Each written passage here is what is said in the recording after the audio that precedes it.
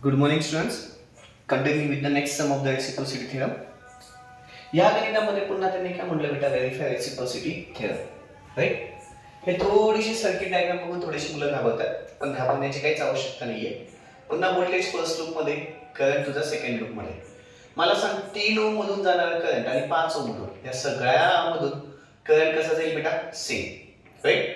मग the above circuit can be done as the above circuit can be drawn as 3 ohm and 5 ohm are in कसे आहेत बेटा series मध्ये.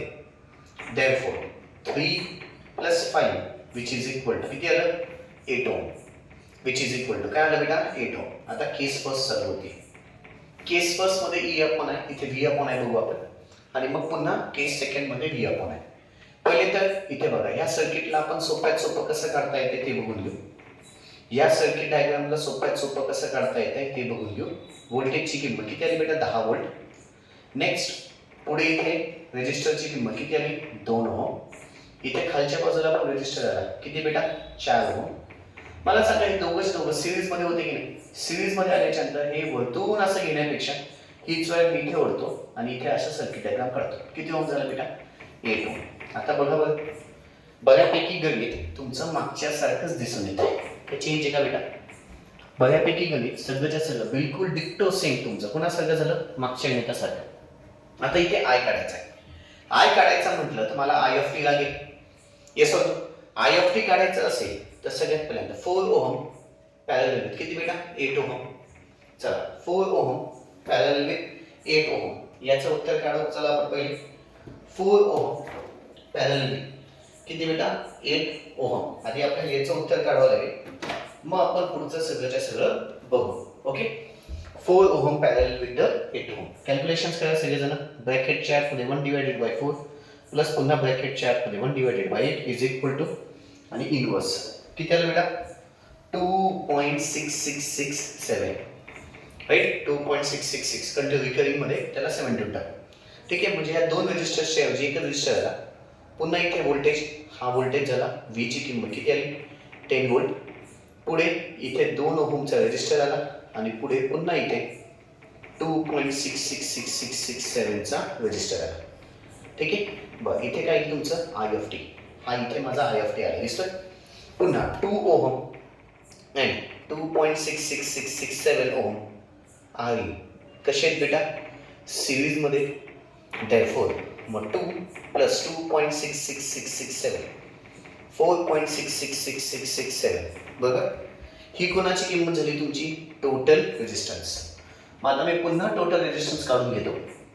Total resistance जर काढायला गेलो तर हा प्लस मायनस V ची किंमत आली 10 व्होल्ट. त्याच्या पुढे एक रेजिस्टर आला ज्याची किंमत किती आली 4.6667. इथे काय आला तुमचा टोटल रेजिस्टन्स. ओके आता total resistance I of T is equal to V of T upon खाली R of T. Total voltage 10 त्याला डिवायडेड बाय 4.6667 कॅल्क्युलेशन्स करू. 10 डिवायडेड बाय 4.6667 किती येत आहे 2.14 करंट किती आला एम्पियर मध्ये येतो. ओके मग आता इथे नाव कॅपिटल आय काढायचं म्हटलं तर ऑपोजिट वाला रेजिस्टर 4 अपॉन ला खाली 4 प्लस 8 त्याला गुणिले टोटल करंट. ओके 4 टोटल करंटची किंमत किती आहे 2.142 एका ब्रॅकेटमध्ये त्याला डिवायडेड बाय 4 प्लस 8. चला कॅपिटल आय ची किंमत ब्रॅकेटच्या आतमध्ये 2 गुणिले ब्रॅकेटच्या आतमध्ये 4 गुणिले 2.142 ब्रॅकेट कंप्लीट त्याला divided by 4 plus 8 bracket complete 0.714 काय आलं इथे एम्पियर. ही कोणाची किंमत आली आयची. कोणाची किंमत आली आयची. मग आता फर्स्ट केस साठी therefore V अपॉन आय काढायचं आपल्याला. फर्स्ट केस साठी रेसिप्रोसिटी थिअरम मध्ये काय काढतो V अपॉन आय. V ची किंमत 10 आहे. करंटची किंमत किती आली 0.714. चला 10 डिवायडेड बाय 0.714 किती आलं बेटा 14.000 म्हणजे जवळजवळ 14 आलं. हे केस फर्स्ट साठी मी काय काढलं V अपॉन आय. हे केस फर्स्ट साठी काय काढलं बेटा V अपॉन आय. आता केस 2 as per the reciprocity theorem, as per reciprocity theorem, interchange काय इंटरचेंज करायचं? V and I, interchange V and I. मग चला इथे काय येईल तुमचा? करंट येईल, बरोबर. त्या करंटला याच्या इथेच वाटलं असतं, इथे आता 2 ओम इथे काढा किंवा इकडे काढा, कुठेही चालेल बेटा. Got it? 2 ओम इथं किंवा इथं, याच्यातून काय जाईल? तुझा आय जाणार आहे. आय 2 ओम मधून जाणार करंट, आणि ज्याच्यातून आय कसा आहे बेटा? सेम. हा 2 ओम आणि हा आय. त्याच्यानंतर इकडच्या बाजूला काय आला तुझा? 4 ओमचा रेजिस्टर. त्याच्यानंतर इकडच्या बाजूला काय आला तुमचा? पुन्हा रेजिस्टर. आणि इथे व्होल्टेज प्लस मायनस. किती व्होल्ट आहे बेटा? V is equal to 10 volt. Okay, ही झाली माझी सर्किट डायग्राम. ही काय झाली? Circuit diagram. फाईन. इथे रेजिस्टरची किंमत किती आली? 8 ओम. इथून काय जाईल? Total current. पुन्हा आय काढायचा आहे. आय काढायचं म्हटलं तर ऑपोजिट रेजिस्टर 4 आपणला खाली 4 + 2 त्याला गुणले टोटल करंट. पुन्हा टोटल करंट काढायचं आहे. टोटल करंट काढायचं असेल तर सगळ्यात पहिल्यांदा हे दोघं एकमेकांना कशी येतील बेटा? आता पॅरलल मध्ये 2 ओहम पॅरलल विथ किती बेटा? 4 ओहम. चल त्याला उत्तर ब्रॅकेटच्या आतमध्ये 1/2 प्लस पुन्हा ब्रॅकेटच्या आतमध्ये 1/4 इज इक्वल टू इनवर्स किती आलं बेटा? 1.3333. ठीक आहे. 4 वेळेस 3 लिहू, रिकरिंग आहे. पुन्हा या 2 रेजिस्टरच्या ऐवजी एकच रेजिस्टर आला, ज्याची किंमत किती आली? 1.3333. त्याच्यानंतर पुढे इथे टोटल करंट येईल. इथून तुझा काय चाललाय? Total current. पुढे इथे अजून एक रेजिस्टर आला, ज्याची किंमत 8 ओम आहे. आणि इथे काय आला बेटा? Voltage. V is equal to किती आहे? 10 व्होल्ट. बरं, आता इथे पुन्हा 8 आणि 1.33 कसे? सिरीजमध्ये 8 ओम अँड 1.333 ओम आर इन. कसे आहेत बेटा? सिरीजमध्ये. therefore 8 plus 1.3333 9.3333. ओके. मग आता ह्या 2 रेजिस्टरच्या ऐवजी एक रेजिस्टर आला, ज्याची किंमत किती आली? 9.3333. पुढे इकडच्या साईडला पुन्हा एक व्होल्टेज आलं, त्या व्होल्टेजची किंमत किती आली बेटा?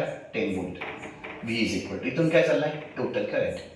मग आता I of T is equal to V of T upon R of T.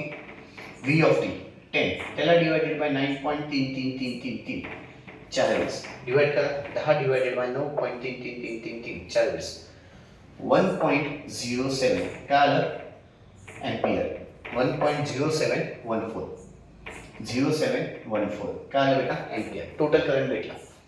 आता नाव टोटल करंट भेटला ना, आता काही वांधा नाही. I capital I is equal to opposite वाला रेजिस्टर 4 अपॉन लागतात 4 + 2 into the total current 4. Total करंटची किंमत 1.0714 एका ब्रॅकेटच्या आतमध्ये, त्याला डिवायडेड बाय 4 + 2 आय. चला ब्रॅकेटच्या आतमध्ये 4 गुणिले 1.0714 ब्रॅकेट कंप्लीट, त्याला डिवायडेड बाय 4 + 2. चला 0.7142 काय आलं इथे? एम्पियर. ही कोणाची किंमत आली? करंटची. नाव व्ही अपॉन आय. सेकंड केससाठी व्ही टोटल व्हीची किंमत किती आहे? 10. आयची किंमत 0.7142 डिवाइड कर 10 डिवायडेड बाय 0.7142 किती आलं बेटा? 14.000. पुन्हा हा काय आला? 14.000. काय? V upon I ratio. याला इक्वेशन फर्स्ट, याला equation second.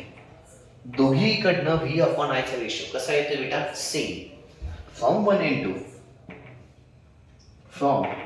and 2 hence reciprocity theorem is proved. Hence reciprocity